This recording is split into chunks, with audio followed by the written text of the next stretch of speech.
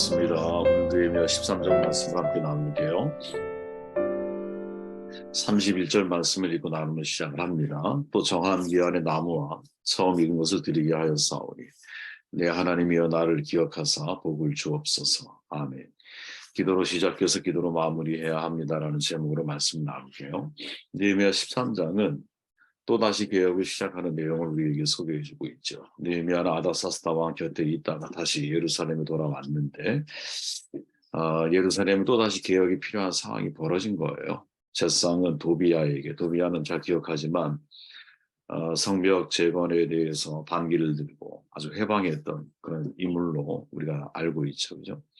근데 성전 안에 큰 곳간 방을 제공을 하고 또 이방인들과의 차별이 생겨나고 안식일을 범하는 일이 벌어지고 더더욱이 성전을 지키는 사람들에 대한 백성들의 책임도 11조를 드려라라고 말했는데 그것도 소홀히 여기게 되면서 느헤미야는 또다시 하나씩 개혁을 해 나아가는 내용을 소개해주고 있죠. 이 과정이 우리에게 전하는 교훈이 뭘까 질문을 가지고 말씀을 함께 나누어 봅니다. 먼저 1절 말씀을 보면 그날 모세의 책을 낭독하여 백성에게 들렸는데 그 책에 기록하기를 암몬 사람과 모함 사람은 영원히 하나님의 성회에 들어오지 못하리니 개혁은 계속되어야 한다라는 거죠. 개혁은. 느헤미야는 BC 444년 예루살렘 성벽 재건을 마친 후에 적어도 아닥사스다 제위 32년, 약 한 12년 동안 유다 총독으로 재임을 하고 다시 페르시아로 돌아갔거든요. 얼마 동안 페르시아에 머물렀는지 정확한 기한은 알 수 없지만 대략 신학자들이 추측하는 것은 한 2년 정도가 아닐까 이렇게 추측을 합니다. 그런데 그가 떠나자 유다에는 다시 모세 율법까지 범하는 중대한 잘못을 자행하기 시작을 했어요. 느헤미야가 다시 돌아와 보니까 당연히 개혁을 시행하지 않을 정도로 많이 부패하고 타락을 한 거죠. 느헤미야서에서 볼 때 이스라엘 신앙 공동체의 귀한 재건적 회복의 단계를 거치면서 언약 갱신을 해 나가는 과정을 우리에게 소개하고 있는데 특별히 이들이 다시 언약을 갱신할 때 체결식을 통해서 우리가 잘 알지만 몇 가지를 분명하게 결정을 했잖아요. 자폰을 금지한다. 10장에 보면 안식일을 준수한다. 또 성전 제의에 대한 지원을 아끼지 않는다. 그리고 이렇게 이스라엘 공동체가 새롭게 재탄생하고 있는 중요한 시점이었는데 한 2년 동안 자리 비웠다가 다시 돌아와 보니까 다시 이스라엘이 원점으로 돌아가고 있다라는 거죠. 느헤미야는 또 다시 개혁을 하지 않을 수가 없는 거예요. 그죠? 3차에 걸친 바벨론 포로 귀환 시대에도 이스라엘 공동체는 개혁으로부터 자유롭지 못했거든요. 1차 귀환자들이 성전 재건의 임무를 수행해야 하지만 조직적인 내부 세력의 반대로 말미암아 성전 재건 사업을 미루지 않으면 안 되게 되었어요. 그러다 보니 학계나 스가랴 선지자가 이제 그들에게 하나님의 메시지를 전하면서 그들은 막 책망하죠. 너희 집을 건축하냐? 하나님의 집이 이렇게 허물어져 있는데 다시 성전 재건에 대한 메시지를 선포를 하죠. 2차 귀환자들의 당면 문제는 이스라엘 공동체의 정체성을 확립하는 거였는데 에스라의 말씀 개혁이 아니었다면 신앙 공동체의 정체성조차도 찾지 못했을 거예요. 3차 귀환자들 역시 당면한 문제를 가지고 있었죠. 성벽을 재건하는 과정에서 숨겨져 있던 문제들이 하나씩 드러나기 시작을 하는데 성전 봉헌식 이후에 그 정체가 확 드러나죠. 그리고는 그들을 다 하나님 앞에 말씀 통치에 순종할 것을 서약을 하고 또 자폰도 금지하고 안식일 순수하는 것, 성전 제의를 지원하는 것, 이 모든 것들을 다 약속을 했는데 이게 다 또 차례대로 이제 다 원점으로 돌아가 버리는 거죠. 다시 부패의 길을 걷게 됩니다. 우리가 잘 알지만 저는 인간이 사실은 이런 모습의 반복이 아닌가 하는 생각을 하게 돼요. 우리가 사사기 역사의 흐름을 다 기억하시겠지만 이스라엘이 타락을 하고 그럼 하나님이 심판하시잖아요. 그럼 이스라엘이 다시 회개를 해. 그럼 하나님의 사사를 보내셔서 그들을 구원하는 것. 이 네 가지 패턴이 계속 반복되어지는 것이 사사기의 역사잖아요. 그죠? 저는 세상 속에 살아가는 그리스도인은 사실은 늘 이러한 부패의 위험성을 안고 있다라고 생각을 하거든요. 우리가 우리의 삶을 돌아봐도 늘 한결같이 내가 하나님과 약속한 것들에 대해서 신실함을 가지고 지켜나가면 좋으련만 살다 보면 우리도 모르게 부패해지고 마치 우리가 연탄가게에 들어갔다 나오면 나에게 연탄재가 묻어있는 것처럼 향수가게에 들어갔다 나오면 향수가 묻어있는 것처럼 매일 우리가 손과 발을 닦지 않으면 안 되는 그러한 세상의 한 중심에서 우리는 살아가잖아요. 세상이 부패해 있는데 부패한 곳에 살아가다 보면 영향을 받지 않을 수가 없는 거죠. 이것을 우리가 감안하고 또 이러한 역사의 흐름, 사사기의 흐름을 우리가 감지하고 있다면 항상 우리가 잊지 말아야 할 것이 있다면 교회는 항상 개혁되어져야 한다라는 거죠. 이게 성 어거스틴이 한 말이거든요. 네덜란드의 신학자죠. 로덴 슈차인이라고 하는 사람이 시온의 묵성이라는 책에서 이런 말을 또 해요. 진리 또한 교회도 항상 개혁하는 것이 중요합니다. 저는 이 말에 100% 공감하거든요. 우리는 완성된 사람이 아니잖아요. 완성을 향해 가는 사람이고. 그죠? 성숙의 과정은 여러분, 성장도 마찬가지지만 성장통이 필요한 거고 진통이 필요해요. 끊임없이 내 자신의 개혁을 해 나아가야 되거든요. 각각류의 특징이 있다면 껍질을 깨지 않으면 더 이상 성장하지 않는다라는 거잖아요. 우리가 신앙이 여러분 화석화되고 고착화되면 각질이 생기거든요. 내 몸에. 마치 개 껍데기처럼 나를 감싸는 것들이 만들어진다는 거야. 물론 주변으로부터 나를 보호하려고 하는 힘이 그 속에 있긴 하죠. 하지만 중요한 건 나의 성장을 이제 이루어 가기가 너무나 어렵다라는 거죠. 그것을 이루어 가려면 껍질을 깨버려야 되거든요. 개혁, 틀을 바꾼다라는 말이거든요. 리포메이션이라고 하는 말이에요. 타락하고 변질된 것 다시 복원시키고 더 새롭게 나를 바꿔 나아가는 거거든요. 그런 점에서 종교개혁은 여러분 특정한 시대에만 있었던 것, 사건으로 우리가 생각하면 안 되는 것이고 매일매일이 내 삶의 종교개혁을 이루어가야 되는 것이 아닌가. 그래서 여러분 교회력에 따르면 종교개혁주의라는 날이 있잖아요. 물론 종교개혁 그때를 기억한다라는 의미도 가지고 있지만 더 중요한 것은 자신의 교회가 매일매일 날마다 더 항상 개혁되어져야 할 존재라는 사실을 잊지 않고 살아가는 것. 너무나 중요한 문제인 것이. 저는 우리가 이제 신학이 들어서 이제 한국 교회, 특히 한국 교회에서의 우리들의 정체성을 놓고 볼 때 끊임없이 내가 내 자신을 개혁시켜 나아가는 것, 말씀 안에서. 과거의 말씀에 내가 고착되어 있는 사람이 되면 안 된다라. 특히 목회자가 예전에 내가 했던 설교에 내가 고착돼서 더 이상의 발전되지 못하는 생각을 가지고 있다면 그러면 나의 신앙은 변질되게 마련이거든요, 여러분. 우리는 끊임없이 개혁을 해야 할 존재고 그 개혁의 대상 1순위가 바로 나라고 하는 의식을 가지고 살아갈 수 있겠는가. 중요한 질문을 우리에게 던져주고 있다고 봅니다. 2절 말씀을 읽을게요. 그들은 먹을 것과 마실 것을 가지고 와서 이스라엘 자손을 맞아들이기는커녕 오히려 발람에게 뇌물을 주어서 우리가 저주를 받도록 빌게 하였다. 그러나 우리 하나님은 그 저주를 받고 복이 되게 하셨다. 백성은 이 율법의 말씀을 듣고 섞여서 사는 이방 무리들 이스라엘 가운데서 모두 분리시켰다라는 거죠. 개혁은 여러분 정체성 회복에서부터 시작이 되는 거거든요. 무슨 말이냐? 느헤미야의 개혁은 여러분 개혁이 다시 진행되어지면서 첫 번째 느헤미야가 초점을 맞췄던 것이 뭐냐? 이방인과 차별성을 재확인하는 것이에요. 이것을 달리 표현해 보면 이스라엘의 정체성에 대해서 분명하게 하고 있는 것이 지금 느헤미야라는 거죠. 느헤미야는 규례에 따라서 이스라엘 무리에 섞여 있는 이방인 무리들을 분리시켜 버렸어요. 당연히 예루살렘 성벽 재건을 방해했던 도비아가 당시 제사장 엘리아십과 연원 관계에 있었거든요. 하지 말아야 할 일이죠. 근데 그걸 제사장이 하고 있었다라는 거예요. 그리고는 성전에서 곡식을 저장하는 방을 차지하고 있었어요. 이 문제도 해결이 되는 거죠. 왜? 이방 무리를 다 내보내니까. 그죠? 이 일로 인해서 여러분 성전 곳간에 거주할 수 있는지에 대한 누가 도비아가 문제가 제기되게 되거든요. 그죠? 그런데 이런 일이 벌어질 수 있었던 이유는 뭐냐? 당시 그 시대의 백성들이 11조나 레위인들이 주는 거제물을 내지 않았어요.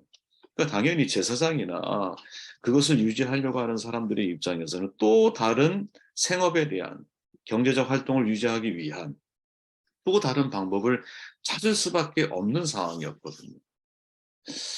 중요한 걸 깨닫게 되죠. 야, 각자가 어제 우리가 나눴던 말씀처럼 각자의 자리에서 감당해야 할 책임을 감당하지 못할 때는 사실은 더 큰 문제가 우리 가운데 발생할 수 있다는 거죠. 더 큰 문제가. 제사장이 여러분 이방인과 자폰 문제에 또다시 걸린다라고 하는 것, 이거는 상당히 심각하게 바라봐야 할 문제인 거, 그죠? 내가 있어야 할 사역의 장소가 있고 또 내가 거기에서 마치 사도들이 내가 말씀과 기도에 전무하리라라고 고백했던 것처럼 각자의 사명지에서 각자의 사명을 잘 감당할 때 서로에게 유익이 되어지는 건데 그 중에 어느 한 부류라도 어느 한 파트에서 자기 사명을 제대로 감당하지 못했을 때는 반드시 이게 도미노처럼 서로에게 영향을 주게 되다 보니 다시 이방인의 자포 문제, 왜 이런 문제가 발생했을까? 성전 제의에 대해서 백성들이 지원하기로 약속한 것들이 제대로 이루어지지 않니? 제사장이 연혼 관계가 도비아라 연혼 관계에 있었고 더더욱이 그 도비아는 성전에 있는 큰 곳간을 방으로 사용할 수 있도록 제공해 주는 이유가 뭐냐? 그를 통해 공급받는 무엇인가가 있는 거죠. 다 맞물려 있다라는 거죠. 그죠? 그런데 이런 문제에 대해서 다시 느헤미야가 개혁의 드라이브를 걸 때는 어떻게 드라이브를 거느냐? 이방인 무리를 먼저 축출해 나가는 것에서부터 다시 말하면 너희들은 이방인과 같지 않다.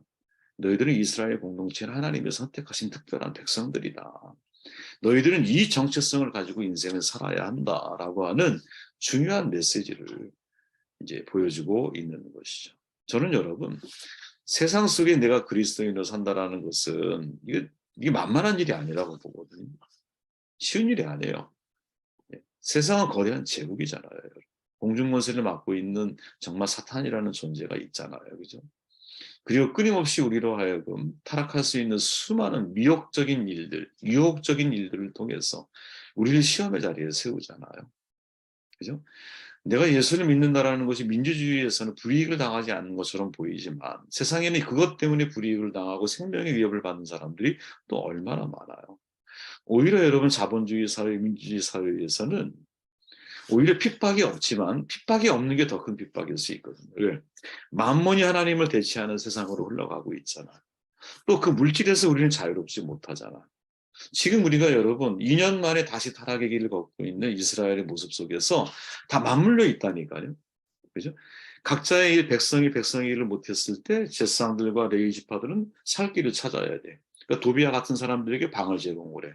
그럼 서로가 유착 관계에 있는 거죠. 뭔가 주고받은 게 있는 거야. 그럼 주고받은 게 뭐였을까?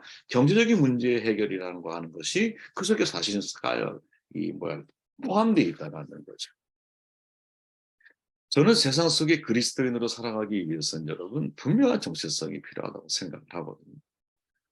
내가 누구인지, 내가 왜 살고 있는지, 무엇을 위해 살아야 하는지 이걸 알지 못하면 여러분 신앙은 점점 화석이 되게 되어 있어. 화석화가 진행이 된다는 거지. 오사드 챔버스라고 하는 유명한 분이 계시죠. 그리스도인의 정체성에 대해 다음과 같이 정의를 내려요. 그리스도인의 정체성은 우선 그리스도의 영이 임한 사람이다. 그의 주된 관심은 하나님일 수밖에 없습니다. 그의 마음은 그리스도와 일치되어 있습니다. 나아가 전 인격적인 믿음을 가지고 기쁨으로 살아가게 됩니다. 또한 그리스도인은 저항할 수 없는 제자 훈련을 통해, 그러니까 저항할 수 없는 제자 훈련이란 뭐냐면 의도적으로 내가 제자 훈련을 받는 것이 아니라 내가 이끌림을 받는 거죠. 주님의 제자가 되기 위해서 이끌림을 받는 거예요. 그래서 언제나 있는 곳에서 지금 하나님의 은혜를 길어낼 줄 아는 사람. 이게 그리스도인의 정체성이란 출발이 뭐냐? 위로부터 임하는 거듭남이에요. 위로부터 주어진 거듭남. 성령 안에서의 거듭남이겠죠. 그렇죠? 진짜 하나님의 마음을 내가 알게 되는 거죠.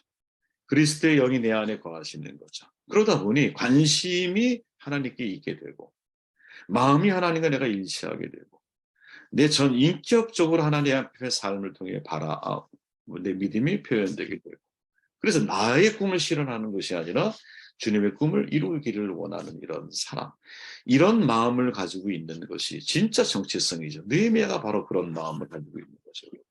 느헤미야가. 그래서 그의 주된 관심사는 뭐냐면 이스라엘 백성들이 하나님의 백성으로서 분명한 정체성을 가지고, 그죠? 내가 전인적으로 하나님 앞에 반응해 나아가는 사람, 저항할 수 없는 제자 훈련을 통해서 내가 하나님의 은혜를 길어내는 사람이 되게 만들기 위한 노력을 느헤미야는 이스라엘 백성들에게 행하고 있는 거지.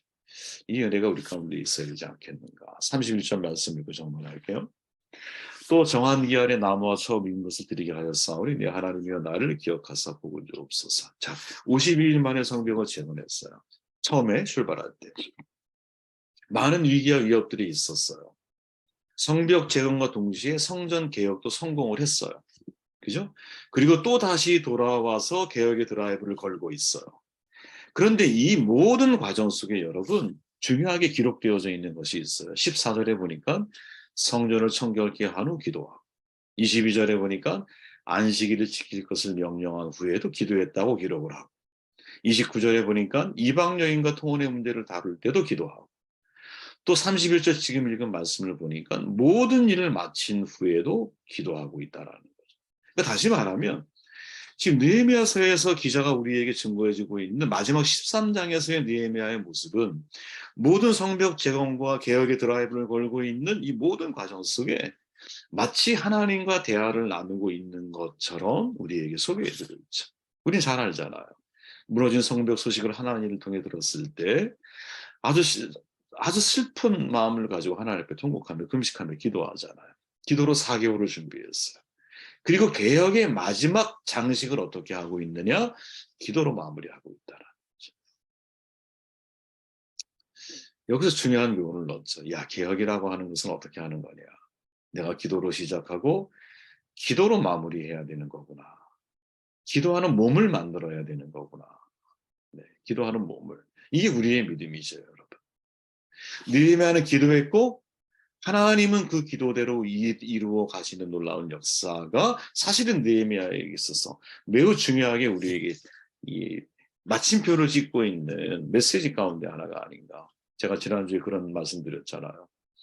인생을 살다 보면 기도에 대한 매너리즘에 빠질 때가 있다. 기도의 활력, 동력, 동기를 다 잃어버릴 때가 있어요, 여러분. 하나님이 내게 있어야 할 걸 다 알고 계셔. 다 알고 있는 내가 뭐하라 기도해야 돼? 이런 생각이 들 수도 있고요. 어떤 건 기도의 응답이 있지만 어떤 건 너무나 지루하게 기도의 응답이 없는 것일 수도 있고 어떨 땐 기도가 하늘에 공허하게 울리는 소리처럼 들릴 때도 있고 그죠? 마치 테레사 수녀가 내 안에 간디와 히틀러가 있다라고 고백했던 것처럼 우리 안에 기도에 대한 좋은 것과 나쁜 것이 공존할 수 있거든요. 근데 이때 기도의 활력을 놓칠 때가 있어요. 그죠? 기도의 활력을 놓칠 때가 있어. 기도에도 아무런 응답이 없는 것 같고 왜 기도해야 하는지 당위성을 내가 잃어버릴 때가 있죠. 그런데 이때 우리가 잊지 말아야 할 말씀이 뭐냐. 제가 요한복음 14장 13절을 말씀드렸죠. 너희가 내 이름으로 무엇을 구하든지 내가 시행하리니 시자가 빠졌네요. 행하리니. 그죠? 무슨 말이냐? 기도는 우리가 하지만 그죠? 우리가 해. 일은 하나님이 하신다라는 거예요. 조금 더 깊이 해석해 보면 이런 말이죠. 여러분 우리는 기도하지 않고 어떤 일이든 할 수 있어요. 예, 기도하지 않고 할 수 있다니까. 기도하지 않고 사업할 수 있고요. 기도하지 않고 목회할 수 있어요. 기도하지 않고 여러분들이 좋아하는 일 다 할 수 있어요. 가정도 가꿀 수 있어요. 기도하지 않고. 그러나 그거는 어디까지냐? 내가 할 수 있는 능력까지다. 그러면 기도하고 나면 뭐가 다르냐? 기도하지 않았을 때는 나의 능력이 이루는 거기까지가 내가 할 수 있는 일이라면 내가 주님의 이름으로 기도하고 그 문제에 대해서 하나님께 내가 아뢰었을 때는 하나님이 시행하시는 부분이 있다는 거죠. 이게 여러분 이게 에스더 우리가 다음 주에 에스더 말씀을 나누지만 에스더에 가보면 이것이 무엇인지를 우리에게 아주 선명하게 보여주는 사건들이 가득 담겨 있고 사람이 일을 하면 사람이 일할 뿐이지만 사람이 기도하면 하나님이 일하시는 영역이 있다는 거예요. 하나님이 일하시는 영역. 자, 여러분 느헤미야가 기도하면서 4개월을 준비했어요. 왕이 기회를 주니까 어떻게 돼요? 술술술 계획을 이야기를 해요. 그런데 왕이 느헤미야에게 긍휼을 베풀게 만든 힘은 어디에 있느냐? 그 느헤미야의 영역이 아니라는 거지. 그건 하나님의 영역이라는 거예요. 에스더가 죽으면 죽으리라 결심하고 나아가자. 금식하고. 그죠? 나아가는 것은 에스더의 역할이야. 책임이야. 그죠? 그런데 그 아하수에로 왕의 마음을 사랑스럽게 보이도록 만든 것은 에스더의 역할이 아니라는 거죠. 그러니까 너무나 중요한 부분, 너무나 결정적인 부분은 우리가 할 수 있는 일이 없을 때가 많아요. 그 문제는 어떻게 해결해야 되느냐? 하나님이 하시는 거지. 여러분 자녀를 위해 왜 기도합니까? 여러분 자녀와 영원히 함께 할 수 있습니까? 아닙니다. 우리와 함께 하지 않는 시간 동안 하나님이 그 자녀에게 역사하기를 기대하는 거죠. 그리고 이러한 믿음이 나의 마음 가운데 있다면 나는 기도의 활력이 있든 없든 간에, 그죠? 기도에 대한 이제 그런 마음이 들어요. 기도에 대한 활력과 동기가 나에게 있든 없든 간에 일단은 기도하라라는 거죠. 이게 우리의 신앙의 모습이 되어야 되지 않겠는가, 그런 생각을 하게 되었습니다.